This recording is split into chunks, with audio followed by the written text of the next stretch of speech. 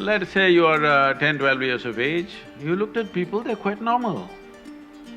Suddenly you became 14, every little bump on somebody's body is a world by itself. Simply because your hormones begin to influence everything. There may be a few people who will go beyond that. It's fantastic for them if they can go beyond that. They're not compulsive about it, they went beyond it, fantastic for that person. But you expect the whole society to go beyond that, you're just stupid.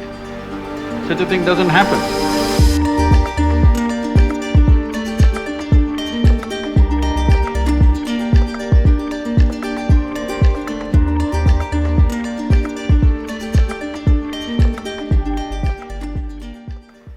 Sadhguru, we as students stay away from our homes, from the familial, emotional comforts. In terms of our careers, we move out seeking greener pastures. In that, we seek company in opposite sex. Some people get into relationships which gradually progresses to physical intimacy. Sadhguru, the question is then why as generations we cannot discuss it openly, or is premarital sex still a taboo?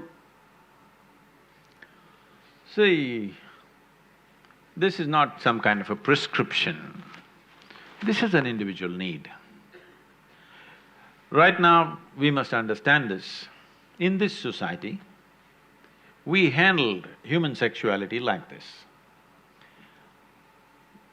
Before a girl attains puberty, they are named. This is the boy you're going to marry at the age of 6 or 7. They don't marry, but they keep telling him, your uncle's son, this guy, you're going to marry him, you're going to marry him. They're telling him, you're going to marry her.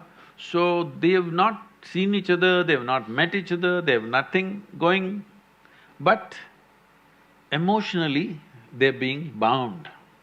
Before they touch each other physically, they want them to be emotionally bound in a strong way.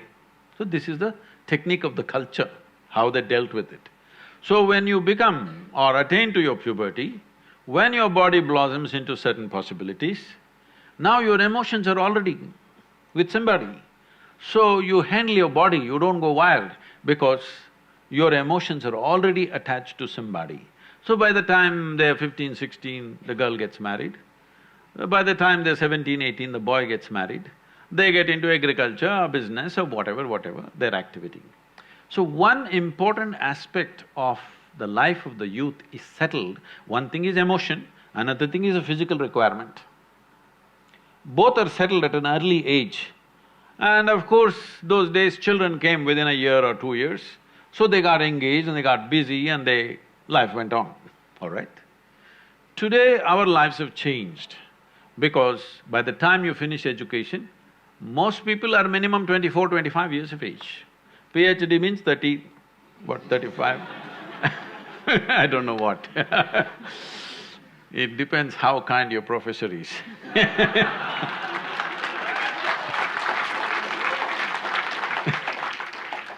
So, let us say average education time is 25 years of age. By the time they get employment and settle down somewhere to reasonable financial security, 30 years of time, all right?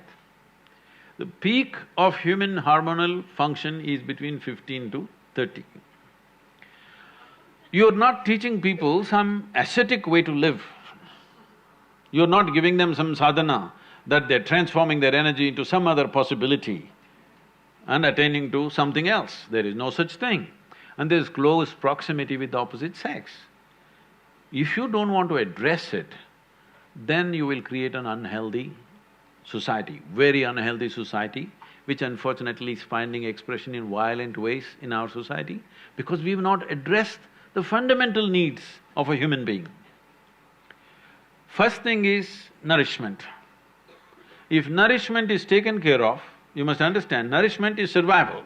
Once survival is taken care of, naturally the species, this is not even individual, the species that you are is longing to reproduce. This is how it's built. It's longing to reproduce because this is survival of the species. If people don't reproduce, there is not going to be human race, isn't it? So, Your body and your mind plays many tricks, and how when you look at somebody, you suddenly think they're the most beautiful, suddenly you think they're the most fantastic, you will discover later many things. But initially, everything is clouded. See, I'm telling you, let's say you are 10, 12 years of age, you looked at people, they're quite normal. Suddenly you became 14, every little bump on somebody's body is a world by itself. Simply because your hormones begin to influence everything. In a way, your intelligence is hijacked by your hormones. Now, this is not to be judged as bad or good, this is a natural process. There may be a few people who will go beyond that. It's fantastic for them if they can go beyond that. They're not compulsive about it, they went beyond it, fantastic for that person. But you expect the whole society to go beyond it, you're just stupid. Such a thing doesn't happen. So, definitely the debate of when and how sexuality should happen has to come in. But now, we are still having a certain cultural aspects to us that we are an emotional lot. We are still an emotional lot. People suffer immensely when things happen without the needed emotions. A whole lot of people at least. There may be a few people who are above that, but a whole lot of people suffer. So, for our country, for our society, how to deal with this without causing a major disruption in the social structure is something that we must debate.